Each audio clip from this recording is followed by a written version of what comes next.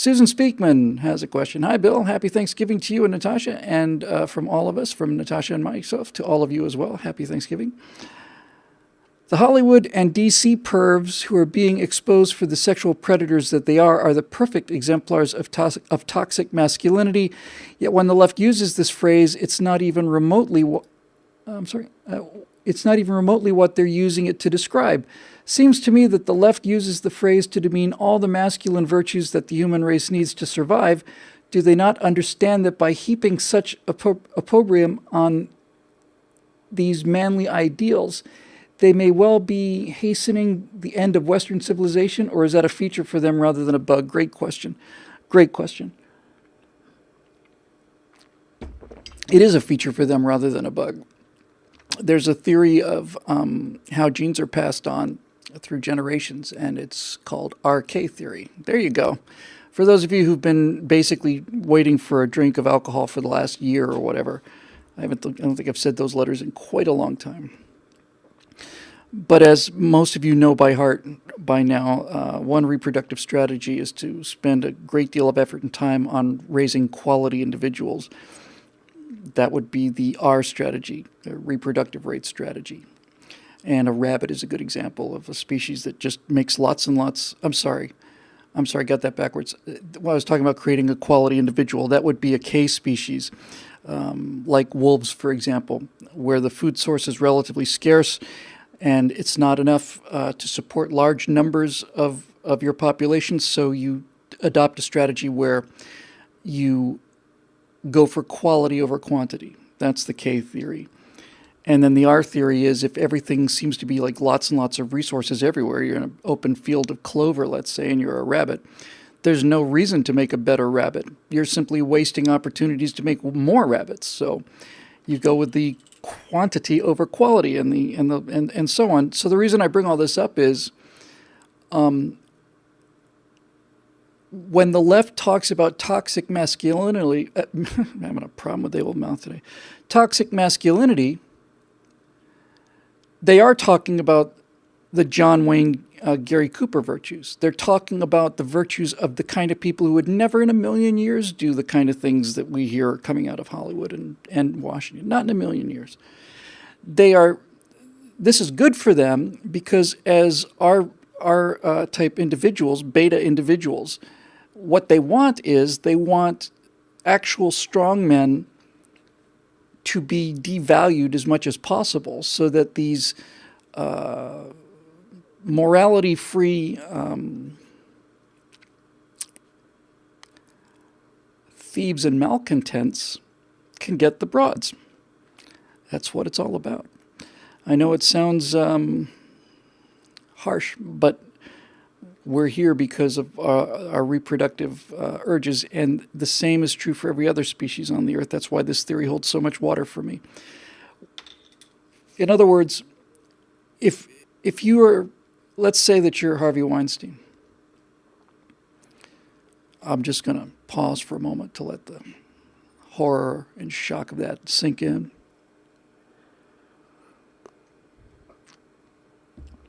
But just to go to extremes,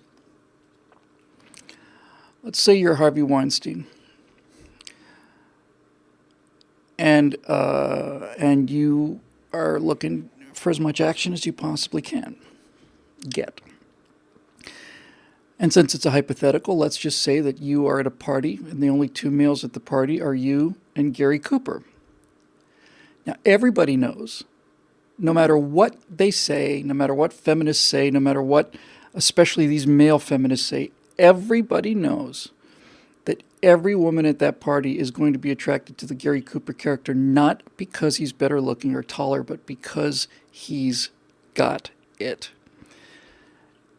And if the physical exteriors were reversed, it'd take a little longer, but they would still go for they'd go for the strength. They'd go for the quiet strength, the quiet goodness, but this steeliness in the eye, that says, I'm a good person, and I'm a gentle person, and I'm a kind person, but if you mess with us, I'm going to kill everybody you know, and you as well. That kind of thing, kind of Mattis, kind of honorable thing. If you're Harvey Weinstein and you're at a cocktail party and it's you and Gary Cooper, your only chance is to convince people that Gary Cooper is a threat, that he's dangerous, that he's not only a dinosaur, but that he's evil. And that will then start to set up a conflict inside other people's moral matrix. And then they'll start thinking, boy, this Harvey Weinstein guy is a horrible looking, horrible seeming man, but he makes some interesting points about Gary Cooper, who's probably a bigger threat. Next thing you know, Harvey Weinstein is doing the Weinstein shuffle in the shower someplace in a hotel. It's in the interest of the beta males to destroy the alpha males. It's not only in their interest, that is their prime motivation. And this is why so many people in politics are so awful. Bernie Sanders, back to him, he's a great example of this. Does anybody think that this crazed old lunatic could ever make enough money to buy 3 houses if he had to go out and work? No, not a chance. Bernie is appealing to millions and millions of people because Bernie appeals to the beta male. His philosophy appeals to the betas. His philosophy appeals to all of it. They don't have the drive, the intelligence, the courage, the stamina, the persistence, the ambition. They don't have any of these things, and yet they want to live well because they see the people that do have these things living well. And by the way, it's not a small cadre of 5% of the population that goes out and works and succeeds. It used to be pretty much the entire country. It's a falling percentage now, but it used to be everybody almost had a word to go out and do that. You work, you got to go to a job, have the American dream, you have a house. Maybe it's not the biggest house in the world, but that's not the point. So these beta males think that by voting socialist, they will have the work rewards of other people distributed to them. And they're right in that regard. And they also think that by showing how feminist they are and how opposed they are to traditional masculinity and how down they are with the whole social justice thing, they also think that's going to earn them some sack time. And in that particular case, I think they're dead wrong. I'm not saying it doesn't happen. I'm sure it happens all the time. But I don't believe it. I certainly believe that there are women that would never in a million years admit to it, and I know that there are some women who actually, without question, believe it themselves that they prefer these weak, sensitive, feminist guys, but I don't believe it. I don't believe it. If you had that choice, I don't believe it. These Pajama Boy is a perfect example, right? If you don't know who Pajama Boy is, for God's sakes, just Google him right now. He was, what was he? Was he part of the Obamacare thing? I think he was. When they're trying to sell Obamacare, they had a guy, presumably grown man, sitting on a couch in a red one-piece pajamas, looked like footies, you couldn't see his feet. And he's got this gigantic cup of coffee, which he's holding with both hands like this. And he just instantly telegraphed, this isn't a beta male. This guy, I don't know. There must be an omega male somewhere, but this guy's not in the first 4 ranks. I mean, just the sheer childish weakness of this guy is just Google Pajama Boy. It won't take any work for you to see what I'm talking about. So what do you do if you're a Pajama Boy? What do you do? You don't have the intelligence or the work ethic to go out and do what you need to do to have the house that you've just been photographed in and your big cup of coffee. So what do? And you're either too afraid or lack confidence or whatever to be the kind of person that people are attracted to. So what do? The only thing you can do is knock down the competition. Knock down the competition. That's basically what it comes down to.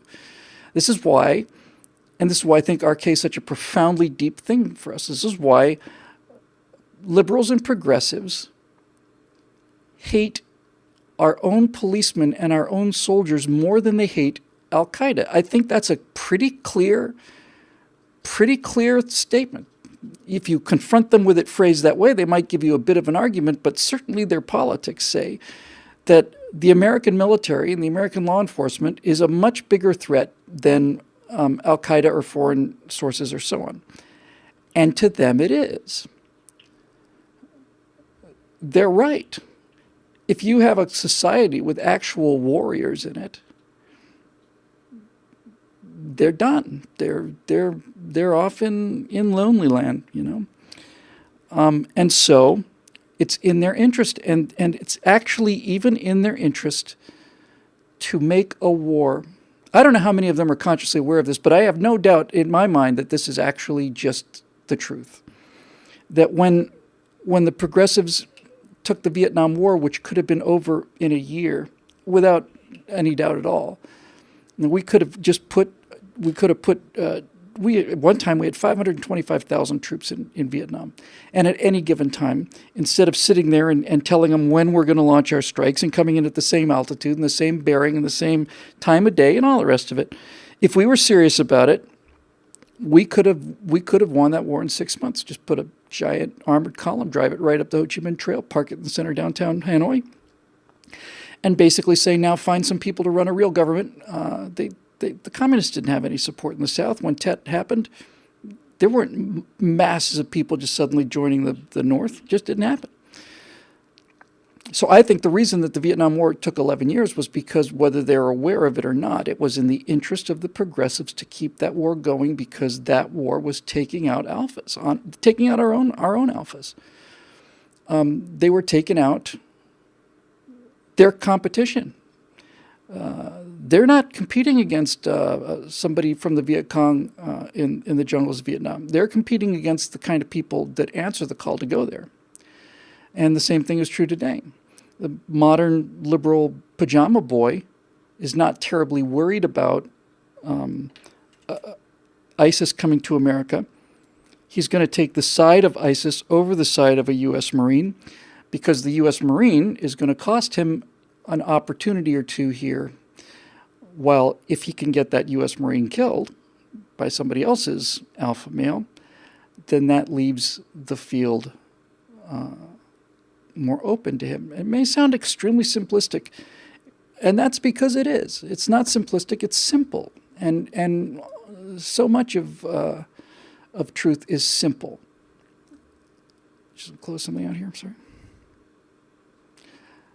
It's simple. It makes sense. It's E equals MC squared. Oh, boy, that was not good. Hang on, you're going to love this.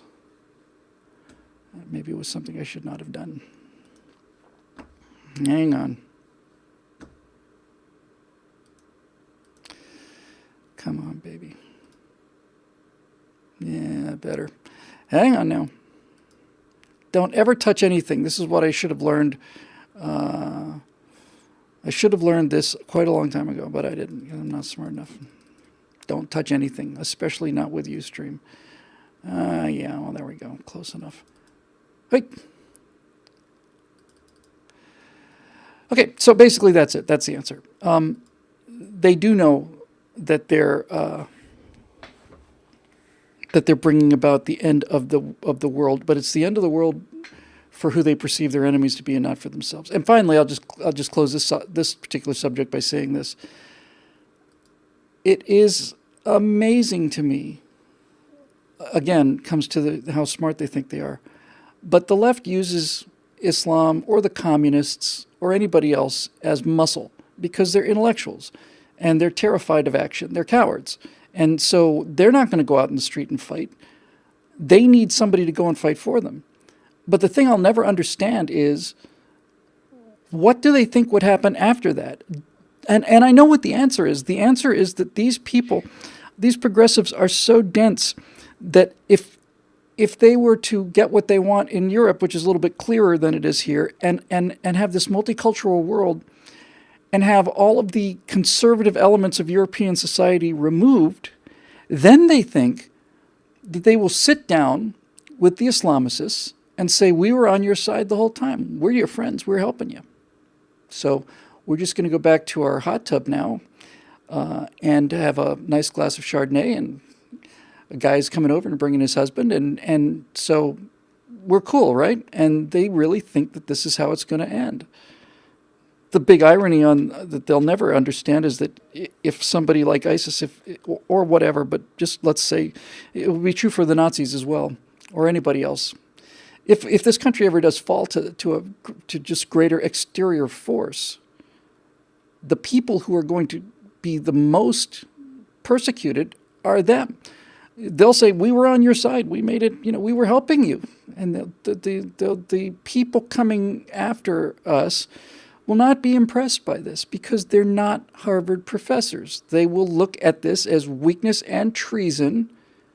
And the only people that will get a decent shake, at least historically with Islam, are the people who these liberals think that they hate. The progressives think that Islamists hate Christian conservative soldiers and their families. And they do, but they respect them.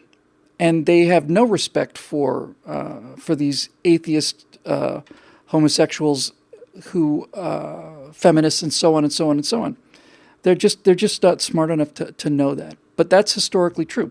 If Islam were to take over America, you would be given a choice as to whether or not you wanted to convert, and depending on the mood and the situation, you would either convert to Islam or be killed, or you might be allowed to live as a dhimmi and have extremely reduced rights and higher taxes. But because you're a person of the book, because you believe in the God of Abraham, you may be believing in the false prophet of Jesus according to them, but you are at least a believer in God. Those are the people they let live. Those are the people. And so it's just one of another million things that these people don't understand.